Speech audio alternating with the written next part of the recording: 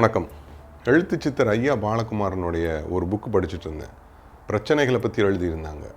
அந்த பிரச்சனைகள் ஏன் வருது, நம்ம என்ன பண்ணலாம் அப்படிங்கிற மாதிரி. நம்மள நிறைய பேருக்கு இது கண்டிப்பாக யூஸ்ஃபுல்லாக இருக்கும் அப்படிங்கிறது என்னுடைய நம்பிக்கை. இப்போ எங்கே பார்த்தாலும் பிரச்சனையாக தானே இருக்குது. கேளுங்க. பிரச்சனை தனித்தனியான மனிதரிடம்தான் இருக்கிறது. ஒவ்வொரு தனி மனிதனும் தன்னை சரி செய்து கொள்ள வேண்டும் என்பது தான் ஆன்மீகம் என்று அழைக்கப்படுகிறது. எப்போதும் மதம் ஆன்மீகமாகாது. மதம் என்பது குழு மனப்பான்மை, ஆன்மீகம் என்பது தன்னில் மூழ்குதல். தேசத்திற்காக ஒற்றுமையானவன், வர்த்தகத்திற்காக ஒருங்கிணைந்தவன், கடவுளுக்காக குழுவானவன் எல்லாரும் ஒரே விதமான நிர்மூடர்களே. நான் யார் என்ற கேள்வி இல்லாதவர்களே, அந்த உணர்வு அறுத்தவர்களே. நான் யார் என்பதனுடைய வேறொரு வடிவம்தான் எது நான். இந்த விஷயம் இன்னும் செத்துப்போகவில்லை. எங்கோ ஒரு சிறிய புல்தண்டாய், ஒரு சிறிய இளம் செடியாய் அது கிளை விட்டு பரவிக்கொண்டுதான் இருக்கிறது. அது பெரும் மரமாகவோ காடாகவோ வளரவில்லை என்பதுதான் மிகப்பெரிய வேதனை. ஏன் வளரவில்லை என்பதுதான் கேள்வி. இதற்கு அசாத்தியமான ஒரு உண்மை தேவைப்படுகிறது.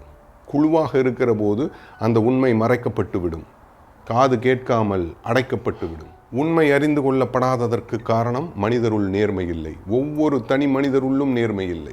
நேர்மையாக இருப்பது என்பது கடினமாக இருக்கிறது. உண்மையாக இருப்பது என்பது சுமையாக இருக்கிறது. அமைதியாக இருப்பது என்பது பிடிக்காத விஷயமாக இருக்கிறது. எனவே எந்த குழுவிலும் சேராமல், எந்த ஜாதி பெயரையும் போட்டுக்கொள்ளாமல் வெறுமே உள்ளே பார்த்து கிட. நல்ல குரு உள்ளே தள்ளி விட்டு விடுவார். யார் நல்ல குரு? தவித்து தவித்து தண்ணீராய் உருகு. நல்ல குரு வேண்டும் என்று அலறு.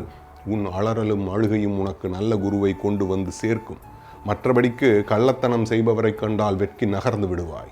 இப்படி இருக்கக்கூடாது என்பதை புரிந்து கொள்ளலாம். உங்களை அவதானிப்பதற்குண்டான விஷயங்களை தெளிவாக தேர்ந்தெடுத்து அவைகளை சிறப்பாக கடைப்பிடிப்பதன் மூலம் தெளிவு அதிகமாகிறது.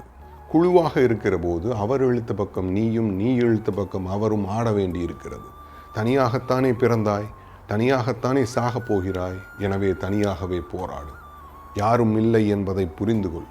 இது மிகப்பெரிய ஒரு உண்மை. மனைவி, குழந்தை, தாய், தந்தை, சகோதரன், நண்பன் என எல்லாவரும் தற்காலிகமானவரே. நீயே நிரந்தரம். உன்னுடைய சத்தியமே நிரந்தரம். உன்னுடைய ஆத்ம இருப்பே நிரந்தரம். இது பல ஜென்மங்கள் தாண்டி வந்ததப்பா. இன்னும் பல ஜென்மங்கள் தாண்டப் போகிறது. ஏதோ ஒரு இடத்தில் அது கரைந்து காணாமல் போகும். இதையெல்லாம் எழுத்தாக்கி கொண்டு இருக்க முடியாது.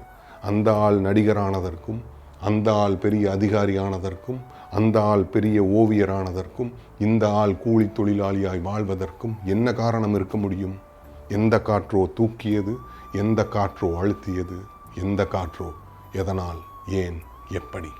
தன்னை அறிவது மட்டுமே நோக்கமாக, எது உன் மனம், மனம் எங்கே இருக்கிறது என்று தேடுகின்ற வாழ்க்கையே நோக்கமாக இருப்பதுதான் உன்னை நல்ல கதிக்கு கொண்டு வந்து சேர்க்கும். இதை தெரிந்து புரிந்து கொண்டால் போதும். இதற்கு பிறகு கற்க வேண்டியது எதுவுமே இல்லை. எல்லாமும் இது தானே கொண்டு வந்து கொடுக்கும். எது கொடுத்தாலும் எந்த ஆவலும் இன்றி அனுபவிக்க தோன்றும்.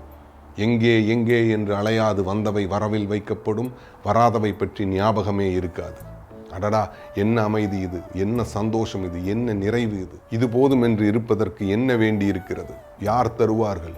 உள்ளே கேட்க துவங்குங்கள், உள்ளே பார்க்க துவங்குங்கள்.